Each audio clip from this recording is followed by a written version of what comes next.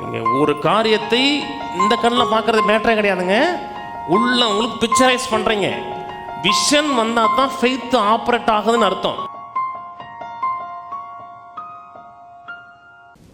தீர்க்க தரிசனம் இடத்தில் ஜனங்கள் சீர்கட்டு போவார்கள். வேதத்தை காக்கிறவனோ பாக்கியவான். தீர்க்க தரிசனம் இல்லாத இடத்தில் ஜனங்கள் சீர்கட்டு போவார்கள். ஆங்கில பைபிளில் where there is no vision இருக்கு. NIV, NKJV இதெல்லாம் எப்படி போட்டிருக்குன்னா where there is no revelation போட்டிருக்கு. ரெண்டு ஒன்று தான். தரிசனம் இல்லாத இடத்துல ஜனங்கள் கெட்டு போவார்கள். வேதத்தை காக்கிறவனோ பாக்கியவான். வேதத்தை காக்கிறவன்னா கர்த்தர் வார்த்தையை கொடுக்கிறார். அந்த வார்த்தையை தன் கண்களுக்கு முன்பாக வைத்து ஒரு மனிதன் சிந்திக்கிறான், யோசிக்கிறான், பார்க்கிறான் என்றால் அவன் பாக்கியவான், பிளஸட் மேன், சந்தோஷமான மனிதன். கண்ணை மூடிக்கிட்டு மனதில் பார்க்கலாம், ஆவியில் பார்க்கலாம். உள்ள ஒரு கண் இருக்கு.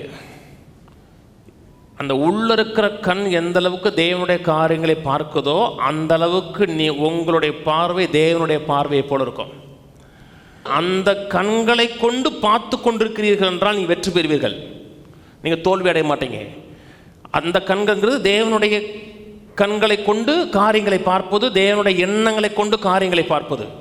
அப்படி பார்க்கிறீர்கள், நீ வெற்றி பெறுவீர்கள், ஜெயம் அடிப்பீர்கள், முன்னேறுவீர்கள். நாம் கீழே போகிற ஜனங்கள் அல்ல, தோல்வி அடைகிற ஜனங்கள் அல்ல, வெற்றி பெறுகிற ஜனங்கள். அது எதை சார்ந்திருக்கிறது என்றால் என்ன விதமான விஷன் உங்களுக்கு இருக்கிறது, பார்வை இருக்கிறது என்பதை பொறுத்தா இருக்கிறதெல்லாம் கவனிங்க.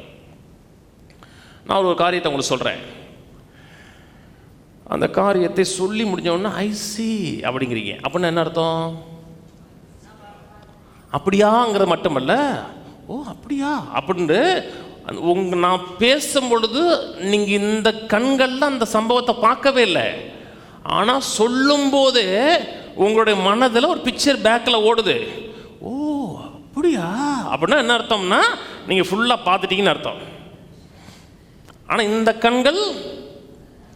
கண்ணில் அந்த சம்பவமே தெரியாது.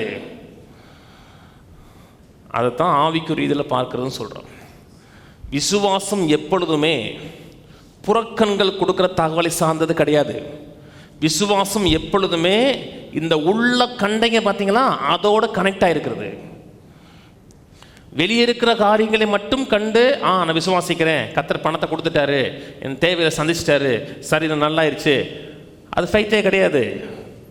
அது புலனறிவை சார்ந்தது.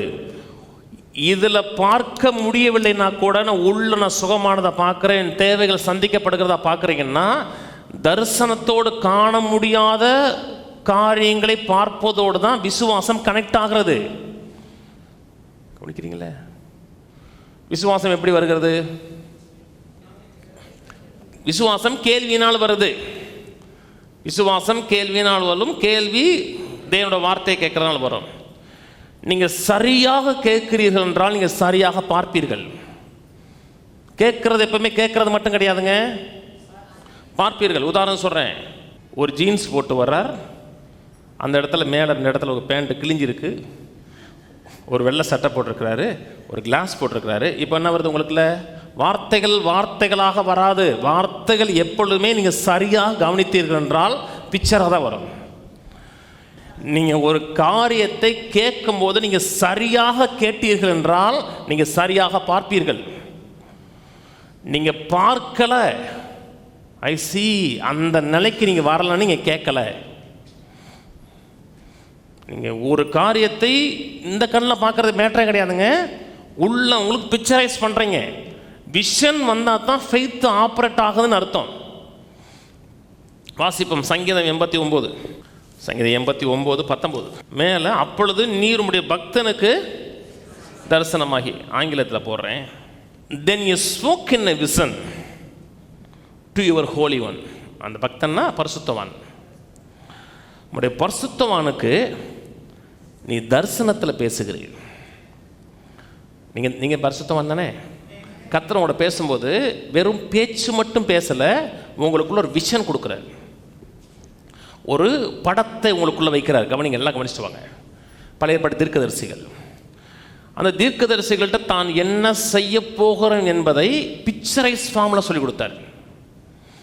அவங்க அப்படியே விஷயம் தரிசனமாக பார்த்தாங்க. அவங்க தரிசனமாக மனக்கண்களில் என்ன படத்தை பார்த்தாங்களோ அதை எழுத்து வடிவில் எழுதினார்கள். நீங்கள் ஒரு ஆள்கிட்ட சரியாக கம்யூனிகேட் பண்ணுறீங்க, தெளிவாக பேசுகிறா அப்படின்னா என்ன அர்த்தம்னா, அவன் பேசுகிறவங்களுக்கு வந்து படமாக மாறலைன்னு அர்த்தம். ஒரு ஆள் தெளிவாக பேசுகிறார் என்றால், சரியான வார்த்தைகளை தேர்ந்தெடுத்து பேசுகிறார் என்றால், உங்களுக்கு வந்து அவர் சொல்ல சொல்ல ஒரு பெயிண்ட் எடுத்து ஒவ்வொரு ஸ்ட்ரோக்காக வரைகிறது மாதிரி அழகாக பேசுகிறார், புரிந்து கொள்கிற அளவுக்கு பேசுகிறார் என்றால், அவர் பேசுகிற ஒவ்வொரு வார்த்தையும் உங்களுக்குள்ளே அப்படியே ஒவ்வொரு டாட்டாக இணைச்சி ஒவ்வொரு ஸ்ட்ரோக்காக அடித்து ஒரு படம் உருவாக்குற மாதிரி. இதெல்லாம் ஏன் சொன்னென்றால், தேவன் இந்த வார்த்தைகள் நம்ம கொடுத்துருக்கிறார். இந்த வார்த்தைகள் முழுவதும் நம்மை குறித்து அவர் வைத்திருக்க தரிசனங்களால், பிக்சரால் நிறைந்திருக்கிறது.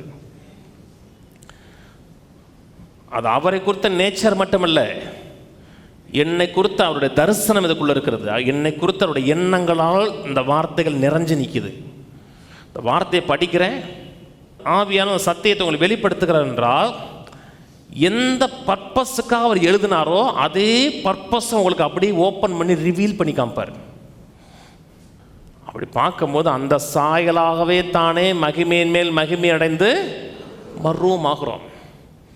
வசனம் கேட்கறது நல்லது, கேட்கறதை தாண்டி என்னைக்கு அது படமாக மாறுகிறதோ அன்னைக்கு தான் வாழ்க்கையில் சக்ஸஸ் உண்டாகும்.